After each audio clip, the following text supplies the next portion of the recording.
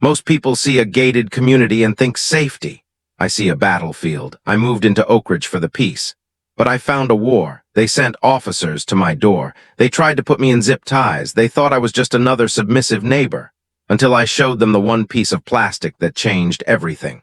You think you know how a Karen story ends? You have no idea how deep this rabbit hole goes. Moving into the suburbs of Virginia was supposed to be the victory lap of my career. After years in the field, I wanted nothing more than a manicured lawn and a quiet porch. But Oak Ridge wasn't a neighborhood, it was a kingdom. And the queen sat right across the street in a pristine white colonial, Mrs. Sterling. To the world, Mrs. Sterling was a dedicated community leader.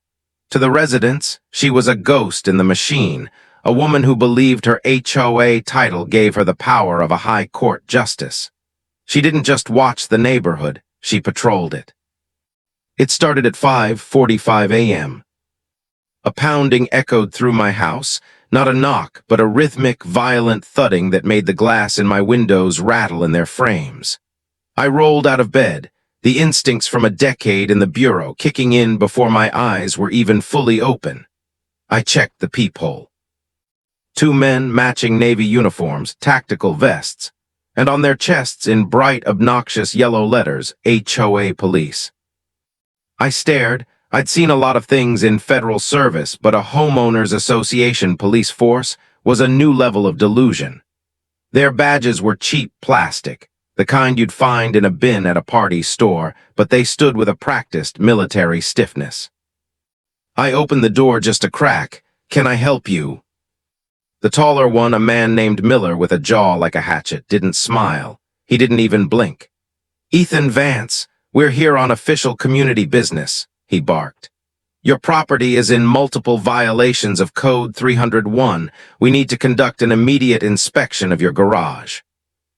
I felt the first spark of heat in my chest, frustration. "I've been here 3 months," I said, my voice steady. "There's nothing in my garage but a lawnmower and a mountain of moving boxes. You have no right to be on this porch." The second officer, a woman with eyes as sharp and cold as a winter morning, stepped forward. "Don't make this difficult, Mr. Vance. We have full authority granted by the board." I looked past them, and there she was. Mrs. Sterling was standing at the edge of my driveway, her arms crossed, a smug, venomous grin playing on her lips. She wasn't just watching, she was the conductor of this entire symphony. "I'm a federal agent," I said, my voice dropping into that low, dangerous tone I used in interrogation rooms. "If you have a warrant, show it, otherwise get off my property." Miller actually smirked. "Being FBI doesn't put you above the rules of this block, Ethan." Mrs. Sterling stepped onto the grass, her voice dripping with that fake suburban sweetness that makes your skin crawl. "Oh, Ethan, we don't need warrants here. We have standards, and we've had reports of strange activity coming from your garage." "Strange activity?" I laughed, but it was a dry, tense sound. "Like what? Unfolded cardboard?" "Hazardous materials," she whispered, her eyes widening for dramatic effect. "Or perhaps you're plotting something that threatens the safety of our children." It was a setup, a blatant, clumsy, high-stakes setup. Miller pulled out a piece of paper, a citation, filled with legal-sounding gibberish but missing a single official seal or signature. "Step aside," Miller ordered, reaching for the door handle. My hand moved to the frame, blocking him. "No. Unless you return with the real police and a valid warrant, you are not crossing this threshold." Miller took a step closer, his face inches from mine. "Don't test us, Agent. You'll find out very quickly that the Bureau can't protect you here." Just as the air between us turned electric with the threat of violence, my phone buzzed in my pocket. I glanced down. It was my boss, Assistant Director Hayes. At 6:00 a.m. "1 minute," I growled, stepping back and shutting the door on their plastic badges. "Ethan," Hayes's voice sounded like he'd been up all night, strained, urgent, and cold. "Get to the office now. We have a situation. Internal Affairs just received a massive misconduct file on you." My heart didn't just sink, it turned to lead. The storm wasn't just on my porch, it was already inside the bureau. I drove toward the FBI field office with my knuckles white against the steering wheel. Behind me, the HOA Police cruiser remained idling at the curb, a silent predator watching its prey flee. The smug face of Mrs. Sterling was etched into my mind like a scar. She wasn't just a neighbor with a grudge. She was a woman who knew exactly how to pull the strings of a much larger machine. When I entered the bureau, the atmosphere had shifted. The usual morning buzz was gone, replaced by the kind of silence that follows a funeral. Agents I had bled with in the field suddenly found the paperwork on their desks very fascinating as I walked by. They wouldn't meet my eyes. Director Hayes was waiting in the hallway, his face a mask of iron. He didn't offer a greeting. He simply jerked his chin toward his office. "You took your sweet time, Ethan," he snapped as the heavy door clicked shut behind us. He didn't sit.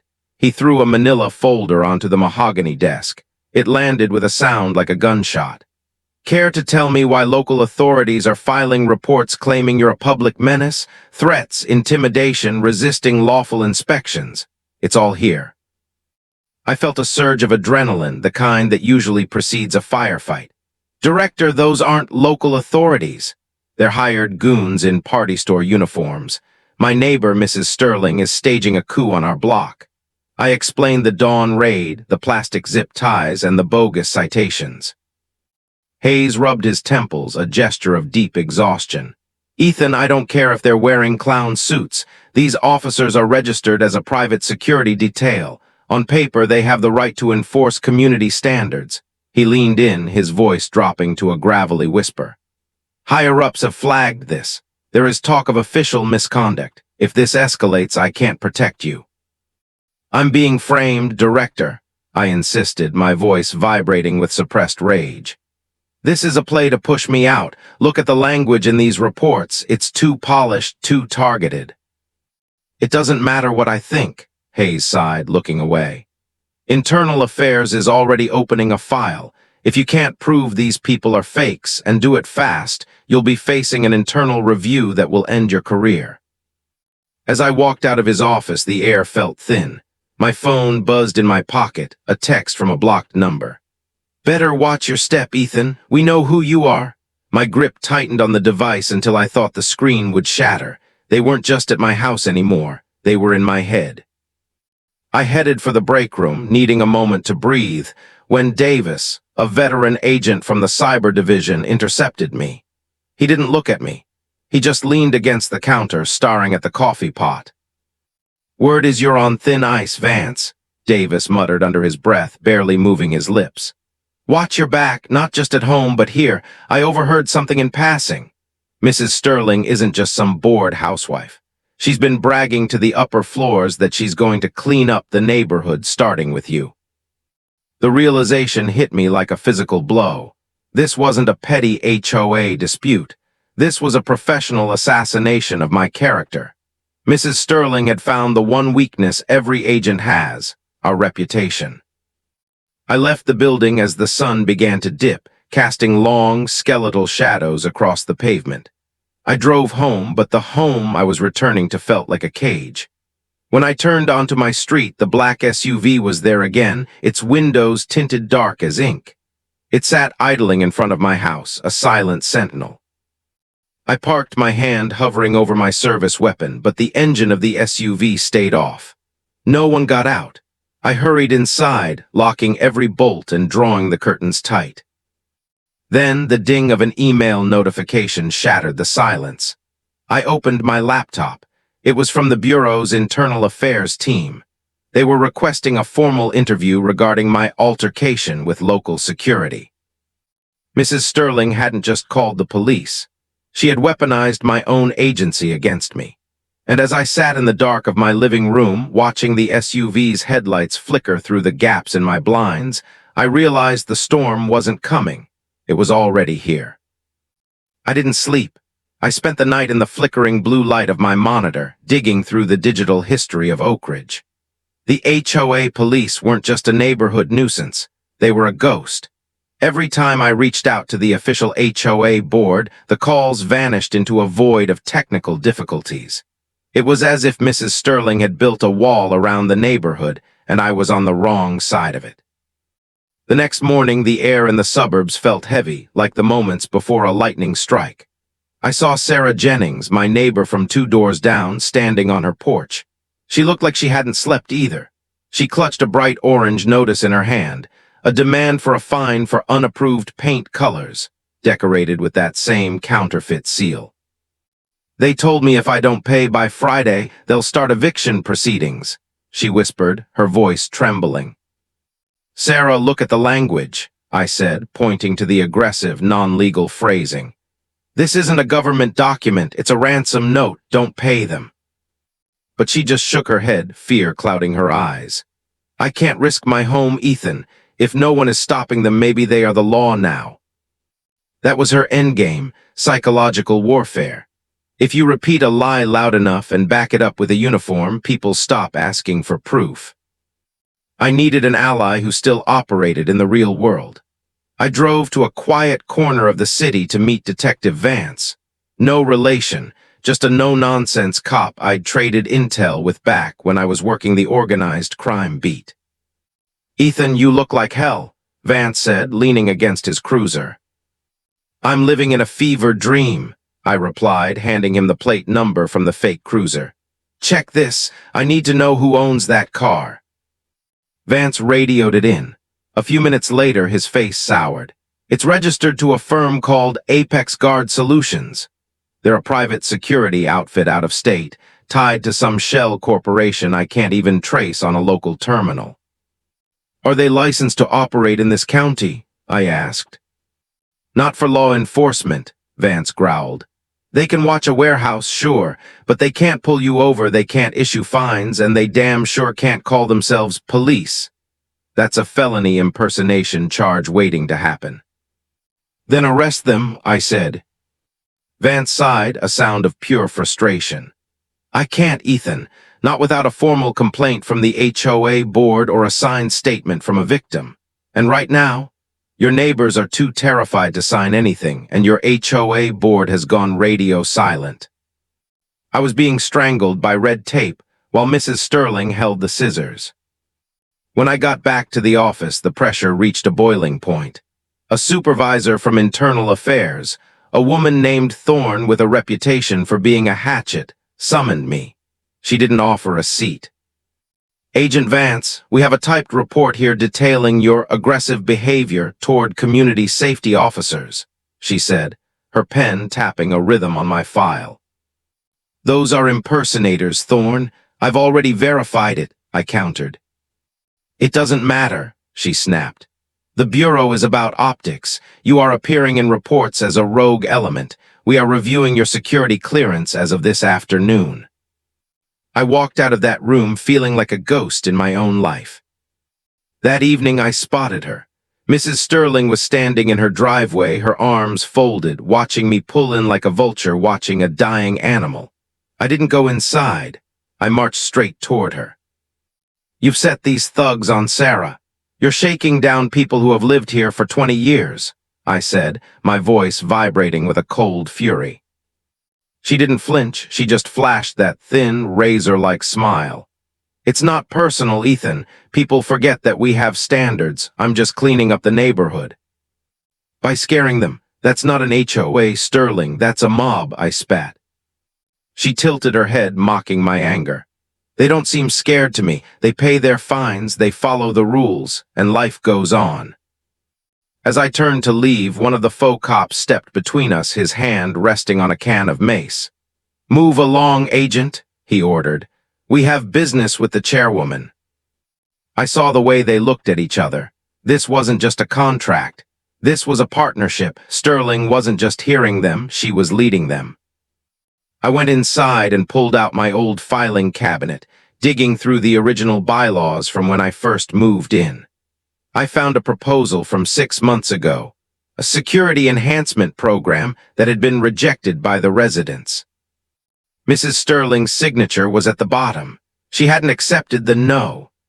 She had simply waited for the board to go quiet and then launched the program anyway, using her own money and her own muscle. But there was something else. A name listed as a reference for the security firm, a name that made my blood run cold. It was a name I recognized from the top floor of the FBI. I sat in my home office, the blue light of the screen reflecting off my badge on the desk. My fingers hovered over the keyboard as I stared at the name on the digital contract for Apex Guard Solutions. It wasn't just a signature. It was a death warrant for my career if I moved too fast. The reference listed for the security firm wasn't a local councilman. It wasn't a retired sheriff. It was Deputy Director Marcus Miller, the man who sat 3 doors down from the director of the FBI. My boss's boss. I felt a cold sweat prickle my neck. This wasn't just a neighborhood power trip. This was a beta test. Mrs. Sterling wasn't just a bored housewife. She was Miller's niece. They were using Oak Ridge as a private laboratory to see how far they could push private enforcement before the public cracked. If they could subvert a federal agent in his own home, they could do it to anyone, anywhere. I heard a low rumble outside. I didn't turn on the lights. I crept to the window and peeled back the shutter just an inch. The black SUV was no longer idling. It was parked across my driveway, blocking me in. Then my work laptop chimed. A high-priority alert from the Bureau's security server. Credential access restricted. Please see your supervisor. They were cutting me off. They were stripping my digital skin before they came for the rest of me. I grabbed my burner phone, the one I kept for deep cover contacts, and dialed a number I hadn't used in 3 years. It belonged to Ghost, a former analyst who'd been pushed out of the Bureau for asking too many questions about private contractors. Vance, the voice on the other end crackled. You're calling on an unencrypted line. That's not like you. They've got me boxed in, Ghost, I whispered, watching the silhouette of a man in a tactical vest pace the edge of my lawn. I found a link between Apex Guard and Deputy Director Miller. They're using the Oak Ridge HOA as a front for a private militia experiment. They've already flagged my file with internal affairs. There was a long silence. I could hear Ghost typing rapidly in the background. Ethan, get out of the house. Now I'm looking at the Apex manifest. They didn't just hire rent-a-cops. Those guys on your porch, they're ex-mercenaries from the Blackwater days. They aren't there to give you a ticket for your grass height. They're there to neutralize the threat to the program. I can't just leave, I said, my hand tightening on my holster. I have neighbors, families who are being extorted. If I walk away, Sterling wins. If you stay, you're a headline about a tragic domestic incident involving a disgruntled agent, Ghost hissed. Look, I'm sending you a file. It's the encrypted payroll for Apex. It shows direct transfers from a shell company owned by Miller. It's the smoking gun, but you have to be alive to hand it to the DOJ. The house groaned. Someone was testing the door frame, not a knock this time, a breach. I realized then that the badge on my desk was a target, not a shield. I grabbed my tactical bag, my backup piece, and the flash drive containing the payroll data. I didn't go for the front door. I headed for the basement, the one part of the house Sterling's police hadn't mapped out yet. As I moved through the shadows of my own home, I saw the red dot of a laser sight dance across the kitchen wall. They were already looking through the glass. I reached the basement's crawl space, a narrow exit that led to the wooded ravine behind the property. I looked back at my living room one last time. My photos, my awards, my life. It was all being consumed by a suburban nightmare. I slipped into the cold, damp air of the Virginia night just as the sound of splintering wood echoed from upstairs. They were in. I didn't run toward the street. I ran toward the one place they wouldn't expect, Mrs. Sterling's house. If the deputy director was funding this, the physical evidence, the server that ran the HOA Police dispatch, had to be in her basement. The hunter was officially becoming the prey, and I was going to make sure that if I went down, I took the whole kingdom with me. The night air was biting, but I didn't feel the cold. I was a shadow moving through the manicured hedges of Oak Ridge. Behind me, I could see the flashlights of Miller's mercenaries dancing through the windows of my own home. They were tearing my life apart, looking for the man who knew too much. They thought I had run for the woods. They didn't realize I had gone into the heart of the storm. Mrs. Sterling's house stood at the end of the cul-de-sac like a fortress of white brick and false virtue. Every window was dark, except for one in the basement. A flickering blue glow, the unmistakable hum of a high-end server. I reached the back patio. The lock on the sliding glass door was high-end, but I wasn't an FBI agent for nothing. I pulled a slim kit from my tactical vest. 2 clicks, a hiss of sliding glass, I was in. The house smelled of expensive lavender and old paper. It was the smell of a woman who obsessed over every detail. I moved toward the basement stairs, my boots making no sound on the plush carpet. As I descended, the hum grew louder. I reached the bottom and stopped. This wasn't a basement, it was a command center. Monitors lined the far wall, displaying live feeds from every street corner in Oak Ridge. I saw Sarah Jennings' house. I saw the park where the neighborhood kids played. And in the center screen, I saw my own front door, currently being guarded by 2 men in HOA Police gear. Mrs. Sterling wasn't just managing a neighborhood. She was running a surveillance state. I sat at the main terminal. My fingers flew across the keys. I needed the link. I needed the digital trail that tied this basement to Deputy Director Miller's private accounts. I inserted the flash drive Ghost had given me. Access denied. Biometric scan required. I cursed under my breath. The system was locked tight, but then I saw it, a physical ledger sitting on the desk. A thick leather-bound book labeled Community Fines. I flipped it open. My blood turned to ice. It wasn't just fines for long grass or trash cans. There were names of high-ranking officials, local judges, and bureau agents who lived within a 5-mile radius. Beside each name was a dollar amount and a notation. Compliance secured. This wasn't an HOA. It was a blackmail ring. Mrs. Sterling was using the HOA Police to harass powerful people until they slipped up, then using that leverage to keep her uncle, Deputy Director Miller, untouchable at the bureau. Looking for something, Ethan. The voice was like a razor blade. I spun around, my hand flying to my holster, but I stopped. Mrs. Sterling was standing in the doorway. She wasn't wearing her floral neighborhood watch sweater anymore. She was in a sharp black silk robe, holding a small, silver-suppressed pistol, and she held it with the steady hand of someone who had practiced. "You're a long way from home, Agent Vance," she said, her eyes gleaming with a manic sort of pride. "I told you. We have standards here. Stealing into a neighbor's home, that's a very serious violation." "I found the ledger Sterling," I said, my voice cold and steady. "The blackmail, the kickbacks to Miller, it's over." She laughed, a high, chilling sound that echoed off the server racks. "Over? Ethan, look at the screens." I glanced back. On the monitors, I saw 3 black SUVs pulling into her driveway. Miller's men hadn't lost me. They had simply waited for me to lead them to the one place where they could kill me and claim self-defense against a home intruder. "You're a disgruntled agent who broke into the home of a defenseless woman," she whispered, stepping closer, the red dot of her laser sight finding my chest. "The HOA Police will be the heroes who stopped a rogue Fed, and my uncle, he'll get a promotion for cleaning up his own department." The sound of heavy boots hit the porch above us. The front door of the Sterling house crashed open. "Drop the gun, Ethan," she smirked. "Make it easy for them." I looked at the ledger, then back at her. I had no backup. My credentials were revoked. The wolves were in the hallway.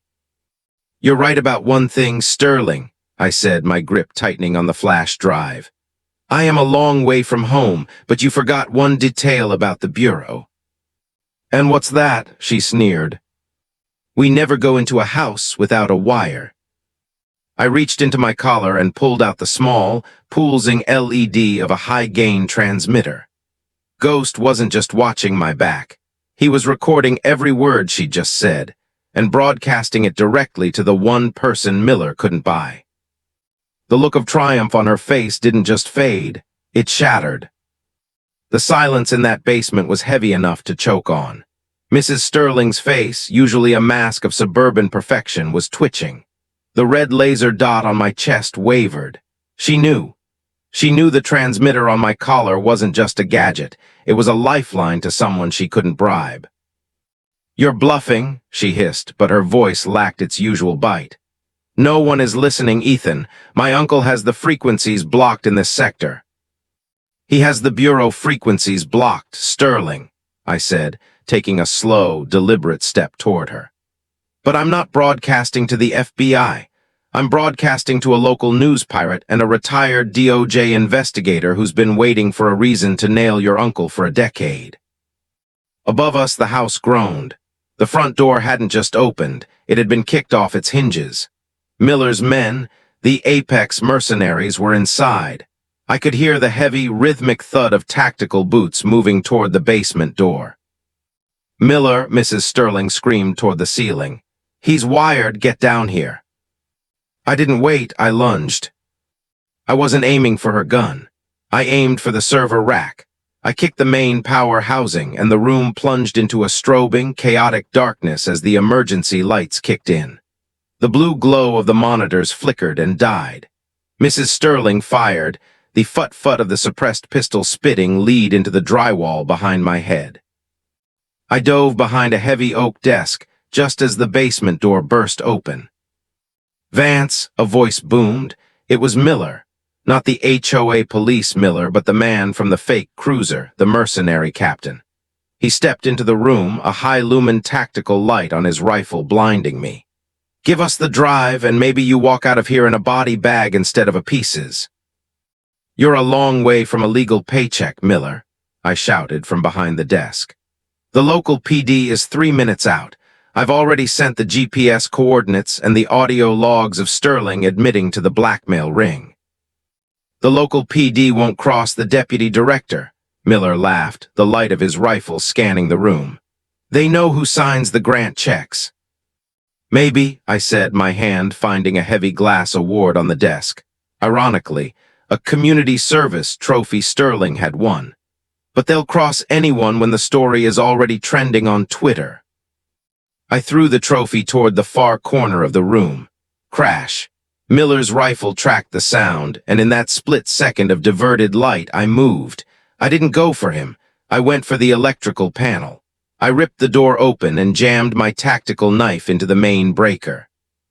Snap. The backup lights died. Total darkness. In the Bureau, they teach you to fight in the dark. It's not about sight, it's about sound. I heard the rustle of Sterling's silk robe. I heard the heavy breathing of the mercenary, and then I heard the one thing I was waiting for. Real sirens. Not the synthesized chirps of the HOA cruisers, but the deep, mournful wail of the Virginia State Police. "They're here," Sterling shrieked. "Miller, do something." "Shut up," Miller barked. I heard him moving toward the stairs.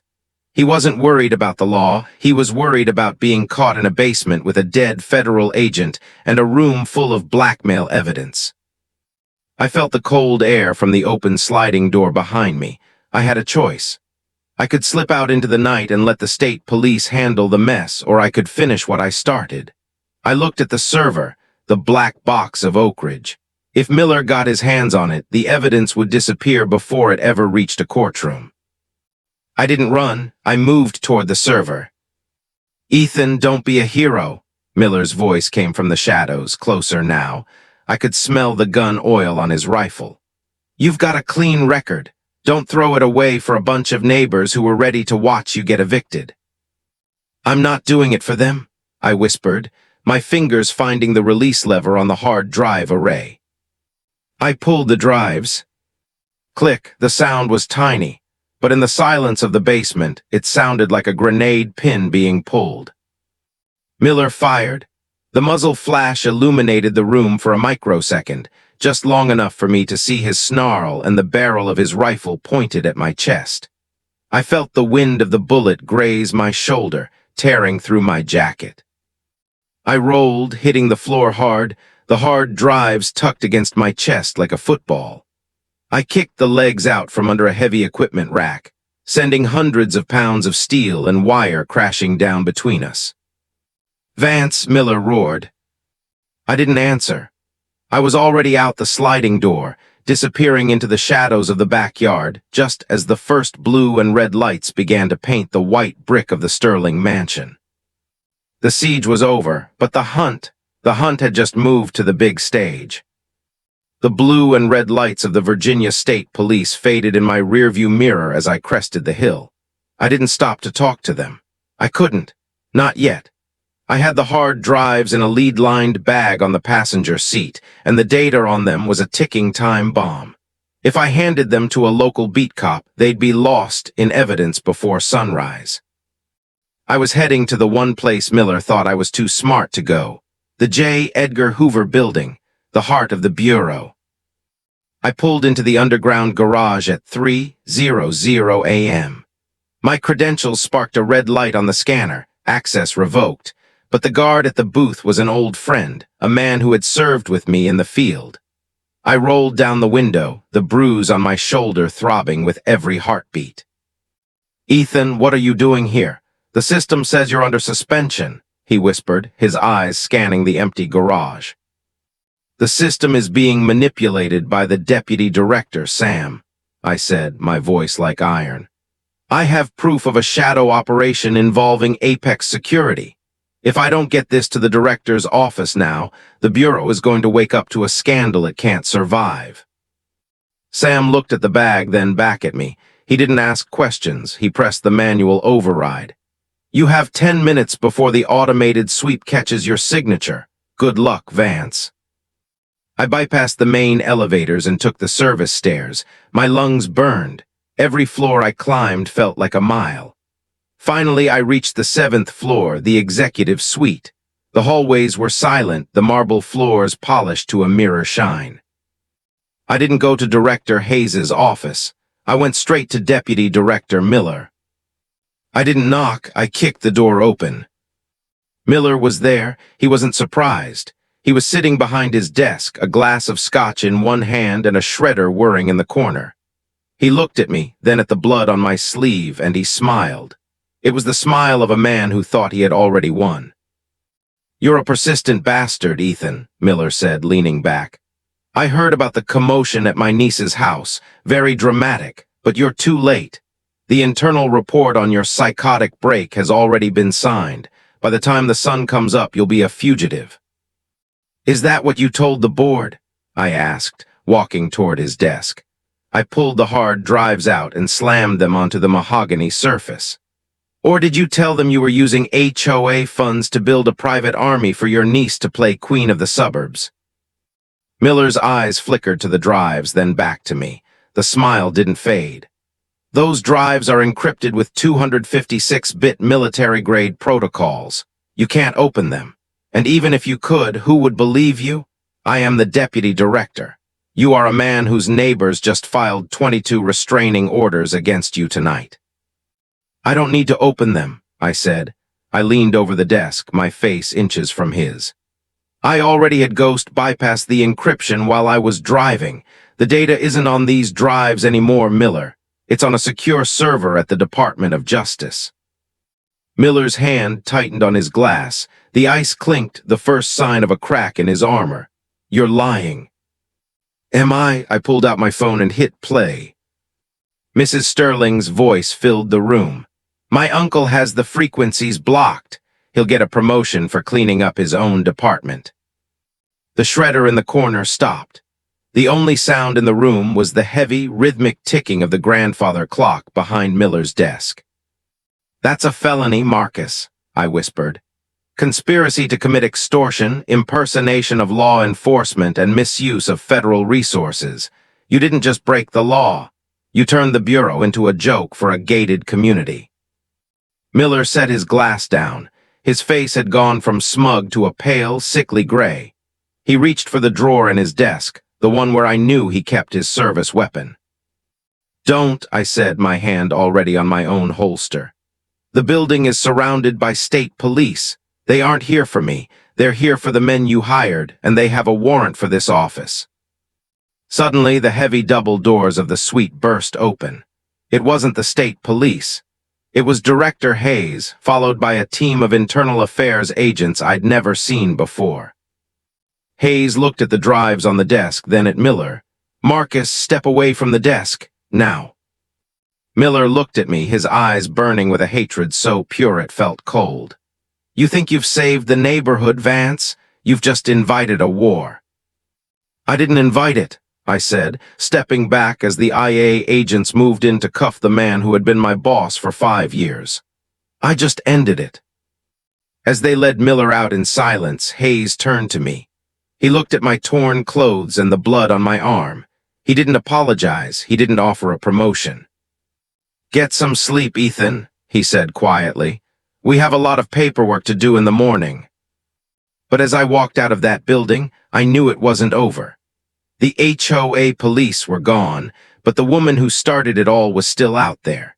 And she was about to find out what happens when you try to arrest a man who has nothing left to lose.